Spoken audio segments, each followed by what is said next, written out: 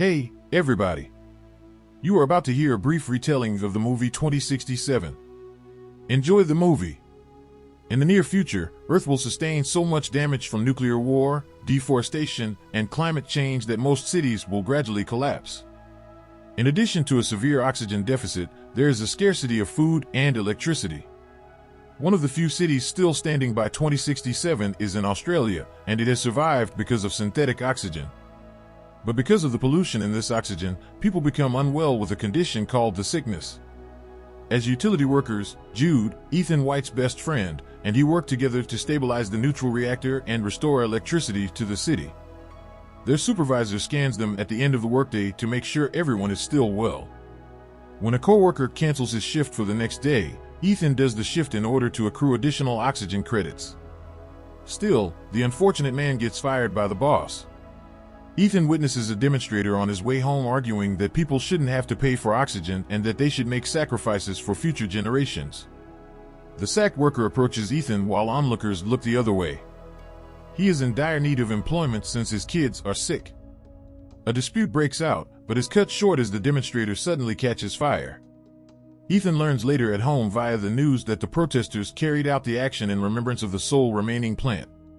The study also notes how the number of fatalities from sickness is rising and how Crony Corp, the firm that produces oxygen, says it will find a way to stop it. But since they fear that mankind will soon go extinct, they keep protesting. Ethan switches off the TV when the reporter begins discussing the deceased head scientist of the Crony Cops, Richard, his father. Ethan gives his wife Xanda a fresh oxygen mask when she comes at the same time.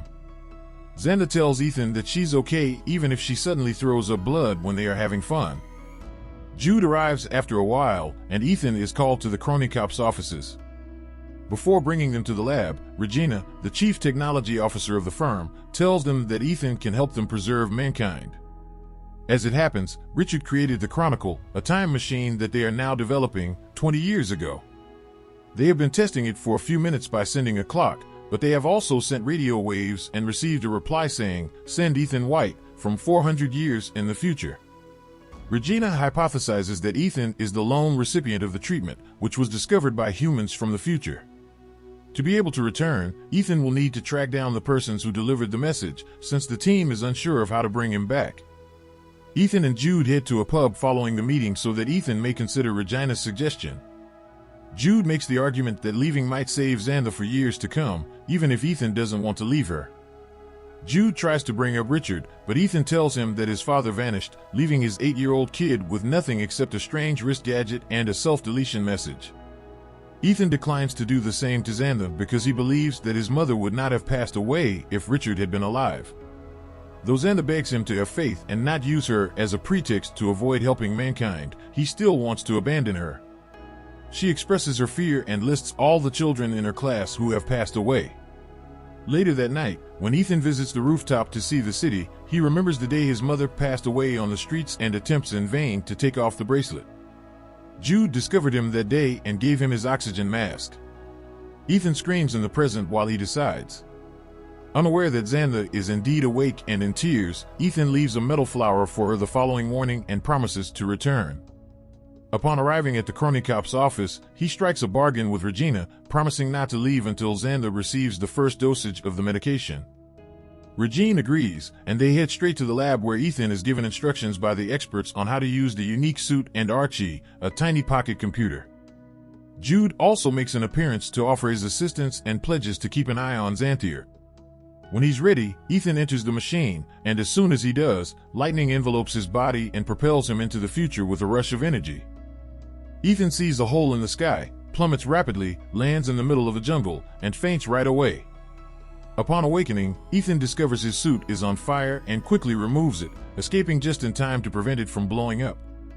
After that, Ethan's body needs some time to adjust to the sunlight and pure air, which have made it possible for the surrounding plants to sprout again. Archie is unable to connect to any satellites when Ethan uses him to verify his whereabouts after taking some time to enjoy the beauty of nature. Ultimately, he releases a magnet into the earth, enabling Archie to detect structures in the vicinity, and she directs Archie to the closest location. Ethan is shocked to discover a skeleton at the door with a hole in its skull, but he is even more shocked to realize that the skeleton is dressed in the suit with his name. Under the foliage, he also discovers a rusting Archie and Richard's bracelet, albeit one with a green light, on the skeleton's wrist. He panics because he believes he is going to die on this expedition. After he gets his bearings, he attempts in vain to open the facility's doors and begs the rusting Archie to play the previous tape. A gunshot is heard after two voices argue, and the machine plays a distorted voice that says it's better this way since no one will suffer anymore. At that point, the rusty Archie shuts down when the battery runs out. After noticing that the rusting Archie has a wire wrapped around it, Ethan takes some wire from his suit and wraps it around his own Archie. This finally enables her to pick up a beacon signal. Ethan follows the signal into the jungle, where he discovers two oxygen tanks but no one else. With Archie's assistance, Ethan manages to build a fire later that evening, however it takes some time. He also discovers some berries that Archie cannot identify. After eating one, Ethan discards them due to their terrible flavor. Ethan then recalls how he and Richard used to study the skies together when he begs Archie to use the constellations to verify that it is the year 2474. But the recollection abruptly ends as Richard becomes ill, throws up, and experiences hallucinations as a thunderstorm passes over. As Ethan's hallucinations worsen, he witnesses a ball of light smashing close to his tent and sees a figure sprinting to stab him in the chest. After Ethan faints, he wakes up and finds that Jude, the mystery man, gave him an injection of medication to treat the poison he had taken from the berry. Jude tells us that Chronicorp was monitoring Ethan's vitals the next morning and realized he was dying, so they used the Chronicle's last bit of power to dispatch Jude for assistance. Jude doesn't believe the skeleton that Ethan is showing her could be Ethan. After that, they utilize Archie to follow the signal until they locate a different facility that reads Ethan's eye and unlocks the door right away. With the exception of a flashing screen with Ethan's name, the inside is quite black. His wrist bracelet activates and draws blood to assess his DNA when he presses the enter key. Jude says he packed a pistol because he believes they are being assaulted. The bracelet's light abruptly turns green, and the computer switches on the lights now that Ethan's identification has been verified. The computer informs the two that the portal will open in 4 hours, and they are both surprised to learn that they are at Chronicorp's lab. Ethan is concerned since Jude's bracelet matches the skeleton's green color, but Jude is relieved. Subsequently, Ethan examines the computer files and discovers a holographic recording made by Richard during his tenure at Chronicorp. Richard clarified that when the air became breathable in the future, data from the monitoring station that they had buried will be sent. The group was expecting a response from 2474 in the following entry, but all they got was the instruction to send Ethan White. Regina requested that they convey the item right away, but the report said that there was a power outage in 2474.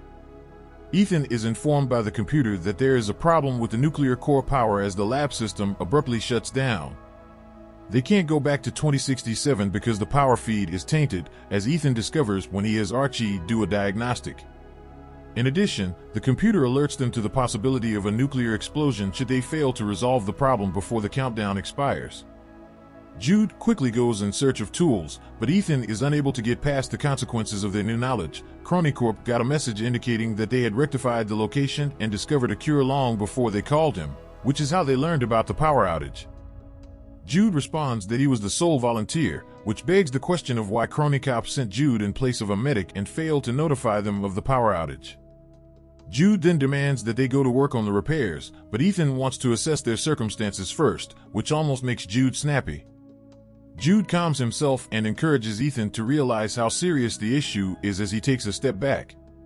Ethan agrees to go to the access tunnel for repairs, provided that they later look for the message's source. After making their way through the forest, the two arrive at the city, which is completely covered in greenery and in ruins. Upon investigating the location, they discover several skeletons, and Ethan comes to the realization that no one lived in the year he was born. The Earth just awaited human death before renewing itself. Concerned, they proceed to Xander's school where they discover the pupils' skeletons, indicating that they perished there in the classroom. Ethan can't help but think that they won't succeed in the job if no one was there to transfer the dead. Then he discovers another skeleton, Xander's, with the metal flower clasped in her hand. Ethan is overcome with anguish as he recalls the evening Richard asked them to meet someplace. Nevertheless, they were pursued by an unknown individual who murdered his mother and took Ethan's oxygen mask. Jude located and saved Ethan, even if Richard never came up. Jude calms Ethan down while he is having a panic attack due to the memories. Still believing that nothing can be changed, Ethan sobs and laments leaving Xana alone. Ethan is shocked by Jude's statement that they are better off because no one is hurting anymore, as he had heard the same words from the rusting Archie. When Ethan plays the tape again to make sure, he discovers that Jude shoots him to stop the quarrel. Since there isn't a battle going on, Ethan asks Jude why he is carrying a pistol at that precise moment. They argue for a while until Archie points them that the nuclear detonation is in 2 hours. Jude pulls Ethan into the tunnels, where they discover they must redirect the electricity because the nuclear core has burned. As soon as their attempts to do so are unsuccessful, the computer seeks to secure itself by closing the door. Jude uses a metal bar to block it, but Ethan takes it out when he hears the computer announce that the chamber has to be depressurized, so Jude has to go outside to save him. The power is then restored when Ethan initiates the oxygen purge, although it also makes him faint. In an attempt to save Ethan's life, a frantic Jude cracks the glass. When the pair gets back to the lab, they discover they have just 37 minutes left before the gateway opens. Unexpectedly, Ethan unlocks a door and finds his skeleton there, which helps him comprehend that there is no turning back time. Ethan accuses Jude of plotting to shoot him as he swaps the batteries in the two Archies. The tape depicts Jude menacing Ethan with a rifle and urging him to fight back, and he uses the rusting Archie to play the last thing the other Ethan saw. After Jude claims he has no intention of shooting Ethan, they argue, with Jude recommending they stay there, but Ethan won't let everyone die. Ethan then rams open a second door to enter the utility room, but this time there are no masks. Ethan pushes Jude away and uses the computer to play a log he recorded on his 8th birthday, despite Jude's insistence that they cannot save everyone. Richard apologizes, but Jude cuts the power before he can finish his sentence. Enraged, Ethan shuts off the electricity to complete seeing the message and imprisons Jude in the utility room. Richard phoned home and requested young Ethan to go for a stroll with his mother so they could meet. Richard claimed he did everything for his kid and wanted to tell him so. But before he could go, Jude and Regina came inside the lab to trap him. Regina said that humans were the true infection and that she intended to use the Chronicle to go to a future with a small number of exceptional individuals, giving up on finding a cure. Regina became enraged and pulled out a revolver to ask one of the scientists if they could send at least one person to address the power problem when Richard refused to cooperate and said that he had coded the system so that only Ethan could activate it in the future. Regina shot Richard once the scientist verified it could be done. The remainder of the truth is revealed at that point when Jude manages to escape and tries unsuccessfully to stop the recording. Regina dispatched a squad to kill Ethan's mother and gave Jude the authority to take on the role of Ethan's guardian. After a heartbroken Ethan accuses Jude of utilizing him for his own gain for years, there is a further disagreement on what to do. Jude tackles Ethan and pushes him against the wall while pleading with him to fight when he begins removing cables in an attempt to halt the Chronicle. Jude pulls out his revolver and points it at Ethan's head because he won't back down, but Ethan just keeps stating he believes in his brother. Jude feels guilty about their first encounter after witnessing Ethan in such agony. As a result, he apologizes to Ethan and then deletes himself. Regina gives the order for a guard to assassinate Ethan as soon as they arrive in the future while she is preparing the elite group for their escape in the present. Returning to Ethan, he breaks down and grabs for Jude's hand before realizing his mistake as Regina's team sends a ping to the computer. He ultimately realizes that he is the one in the lab carrying out all of the tasks, at which point he formulates a strategy and writes the message "Send Ethan White." Regina waits for the clock to hit 0 in the present, but the Chronicle closes down as opposed to a portal opening.